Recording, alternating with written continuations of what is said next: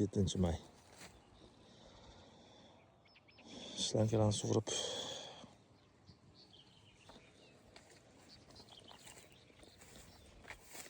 yerlarni o'tini o'rdik. Mana 1,5 metr o'tlari.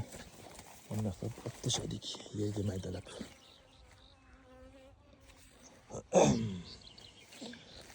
Endi shu reja shlankani sug'urib turib hammasini mana shunaqasi krestik qilib yurib chiqamiz, xudo xolasa. O'tlarni 80% qutulamiz. Juda tez kuniga o'sib ketishyapti bular. Ulgurolmay qolamiz ham. Bodomlarning holati bu bizda 4-bodom. O'sha stressga tushgan, yaxshi o'smagan bodomlarimizning holati.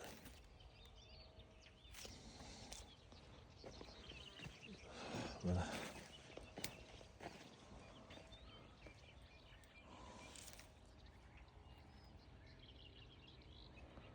o'suv yaxshi, mana bir qarich o'syapti.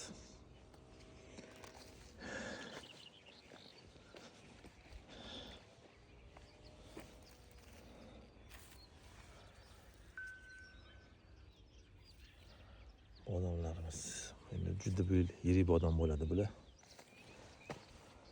Hop.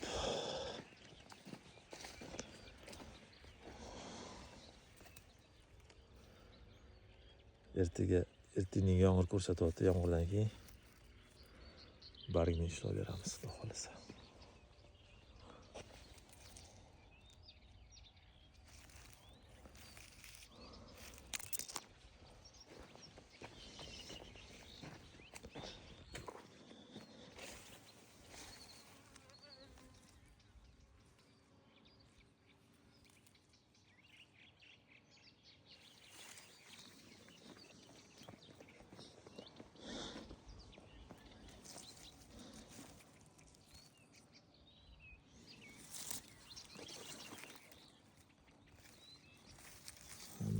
O'smay qo'ygan edi.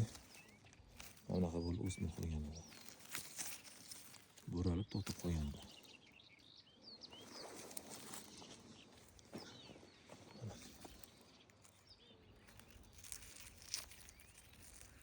Endi ortda qolgan shox mana xudo xolasa.